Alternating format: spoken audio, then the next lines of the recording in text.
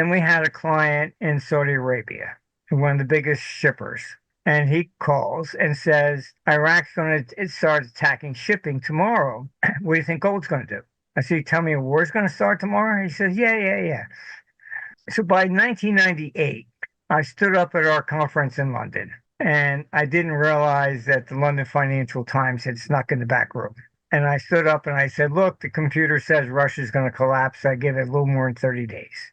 You see, for example, in 1896, the U.S. was virtually bankrupt. That's when J.P. Morgan lent 100 million to top up the gold reserves. Europe has a history of capital controls.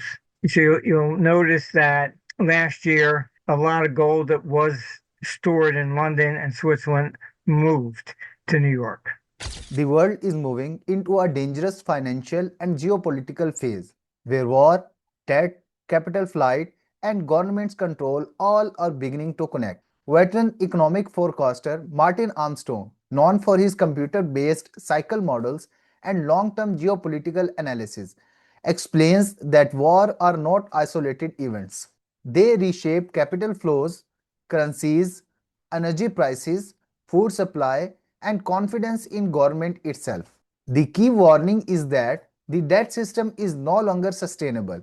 More than half of the national debt burden is tied to war spending, while interest costs keep rising with no serious plan to pay anything back. Governments assume someone will always buy their debt, but history shows that confidence can break quickly. He also points to a major shift already happening in gold. Large amounts of gold, once stored in London and Switzerland, have moved to New York, suggesting capital is preparing for financial stress, war risk, and possible capital controls in Europe. If governments push CBDCs and eliminate cash, moving wealth across borders could become far more difficult. This is why gold remains central in this environment. It is not just about price, it is about survival, mobility, and trust. Now, we present the clips from Martin's interview. Before we discuss this, please hit the like button, subscribe to the channel, and ring the bell icon. Thank you and enjoy the video. Our problem looking at this economically is more than 50% of the national debt. It's nothing but expenses on these neocon wars. And then there's no intention of paying it off. So you're looking at a 3-year-old with a pocket calculator can figure out that the interest expenditures are just going to continue to rise. And really, you have interest finally hit $1 trillion. How much? So $1 trillion for the annual budget. Okay. So that's why you're seeing him coming up with $1.5 trillion for defense. All right, it's blowing everything out of the water. Yeah. And all governments are the same situation. Since World War II, everybody just runs deficits. Nobody has any intention of paying off the debt. And it just keeps going and going. And I mean, look, I've been in meetings with governments. I pointed this out. And yeah, they say, yeah, but we're the government. They think somebody will always buy their debt no matter Get what. a free pass? I guess so. But what you look at it and you do your homework looking at more than, you're looking history. And history is not just the last 2 weeks. All right. Yeah. You see, for example, in 1896, the U.S. was virtually bankrupt. That's when J.P. Morgan lent 100 million to top up the gold reserves. After World War I, U.S. was becoming the financial capital of the world. By World War II, we had 76% of the world official gold reserves. Look, when you got tanks running down the streets blowing up, you're not going to leave your money there. It all came to the United States. That's what made the Roaring Twenties. It was all foreign money that was here, all right, hiding from World War I and World War II. So wars are very important economic. This is part of the reason why the stock market has been making highs when everybody was saying it was going to crash. It's foreign capital coming in, just trying to park because Europe looks like it's going into war, and Europe is most likely going, they're pushing very hard for the CBDCs, but Europe has a history of capital controls. So you'll notice that last year, a lot of gold that was stored in London and Switzerland moved to New York. Why? Yeah. because once they go into war, or they're in financial trouble, they put on capital controls and you can't get anything out. All right. In part, that's why they want to go to the CBDC, so that eliminating cash, and you want to get money to an account in New York or someplace else, you can't. You're done. So what you're looking at is the cost. Okay. That's one side of the ledger. That's the public side.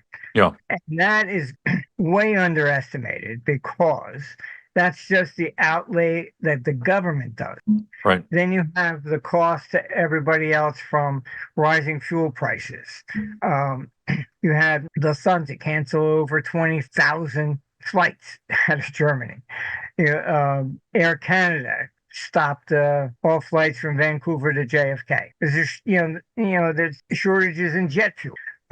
We have offices in Thailand. They couldn't even, fill up their car or a scooter bike. And then it impacts beyond that. All right. The diesel shortage, that no ships could go out to even get fish. So now you're impacting food. So, Yeah. The cost to society is far greater than the numbers that are being reported. Because, that's just the outright amount the government's done. The stupidity of this war, I think, is starting to be talked about. Iran has been planning for this for 20 years. They have a stockpile of ballistic missiles that is probably the largest in the world. My sources say they still have at least 70%. All right. Then they have drones. They knew what they're doing. You send a $30,000 drone, and we got to send a Patriot missile to knock it down, which costs $1.5 to $2 million. It's a war of attrition. Yeah. And then there's a gap on top of that, in that these missiles are so sophisticated that it takes years to ever replace them. And so I know that Taiwan got very concerned, because we spent so many missiles on Iran, there would be enough left to defend Taiwan. So that's, I think, why you see Trump was at least indicating maybe he would be backing out of that too. But he's trying to get out. From Iran's perspective, if I'm them, I probably wouldn't agree to any peace, because I know Netanyahu's not going to. Yeah. So it's most irrelevant what Trump does. And I think that's the problem. It's like a cage match, The two should just be thrown into a cage and see who's still standing at the end of the day. But so from their perspective, I can understand not letting Trump out. Yeah. It keeps it more on the international table, and as opposed to just being the standard Middle East issue. So I think it does probably give more of a lifeline to Iran to keep it going that way, because Netanyahu is not going to back down. The deeper issue is that war creates cost far beyond official government numbers. Rising fuel prices, flight cancellations, jet fuel shortages, diesel disruptions, and food supply problems all show how conflict spreads through the real economy. The public sees the headline spending, but society absorbs the hidden cost through inflation, shortages, and lower living standards. Armstrong's warning is that the current conflict structure is turning into a war of attrition. Cheap drones can force expensive missile responses, while advanced defense systems take years to replace. This also creates pressure in other regions, especially Taiwan, because resources used in one conflict may not be available for another. His prediction is not simply that markets will crash. Instead, capital may continue moving toward the safest jurisdiction, just as it did during earlier wars. That is why US markets can rise even while global risk increases. Now, let's get back to the interview. The real problem is that I don't think. We've all heard, Netanyahu was in the Situation Room to sell this to Trump. and it was sold as the same thing as Venezuela in out one day. Netanyahu's strategy has always been to assassinate the leader, and he thinks that when you do that, you cut the head of the snake and the body falls. The problem is everybody now knows that's his agenda. He had assassinated a bunch of military guys in 25. So Iran restructured its government and they decentralized the command so that the Ayatollah doesn't have to give every order. And so they decentralized it. So if you take out the Ayatollah, it doesn't do anything. You take out the Yeah. head of one division, the guys below it just keep on going. All right. And I will point out that Taiwan has just adopted that strategy. So they're copying Iran and decentralizing their government as well. So the real problem here becomes the fact that Trump got involved in this really because Netanyahu, and I don't really care who says what, but that's the real story. And that presents a huge problem because Trump's not really in control. And Iran has suggested, according to my sources anyhow, that they wanted to guarantee that there would not be another invasion. Trump can't deliver that because he can't speak for Israel. And Netanyahu and even his opposition have come out. Actually, his opposition leader accusing, against Netanyahu is saying that what kind of a peace deal is this? No objective has been achieved. Trump is just trying to get out. And Iran basically isn't sure they want the U.S. out. So it's just really a quagmire at this stage. And the Ayatollah just came out, I believe, today and said, trying to rally up all the Muslim world to support them against Israel. So it's look, this is a religious war. I don't see it as like, all right, I'll give you this territory, you give me that, like Monopoly. I'll give you a boardwalk for a Park Place, there's no such solution that I see in this. So the real question is, I think Trump has realized that he has got a real problem. And then if you look at what took place in Beijing, Macron flew and met with Xi before Trump got there. And he explicitly said that they will no longer get involved in wars that do not involve their territory. So they're not interested in defending Trump in Iran, but he expressly said to Xi, according to my sources, and they're usually pretty damn good, that they will not participate in anything involving Taiwan. So when Trump got there, that was really what was on the table. And if you look at Trump's statements when he left, he said, I recommend the chip companies move to America. Right. In other words, he's saying, look, this is basically going to happen. And for your audience, I should say this. Our computer's been famous for forecasting wars and things of this nature. And when I wrote the program, I wrote it because I was an international hedge fund manager, not interested in geopolitics per se.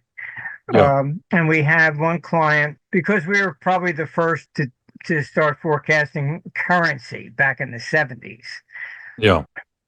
That dragged me into governments around the world. And we had the Central Bank of Lebanon called and asked if we could create a model on their currency. And somebody found a ledger in the basement and they had written down prices back to the mid-19th century. So I said, sure, send it over, and put it in the computer. And the computer came out and said, in 8 days, their country was going to fall apart. I thought there was something wrong. I called the client. I said, look, something's going to be wrong with this data. And very calmly, they said, well, what currency does it recommend? Which I thought was really a strange response. I said, well, it says the Swiss franc. 8 days later, the Civil War began. And we had a client in Saudi Arabia, one of the biggest shippers. And he calls and says, Iraq's going to start attacking shipping tomorrow. What do you think gold's going to do? I said, you tell me a war's going to start tomorrow? He says, yeah. So by 1998, I stood up at our conference in London, and I didn't realize that the London Financial Times had snuck in the back room. And I stood up and I said, look, the computer says Russia's going to collapse. I give it a little more than 30 days.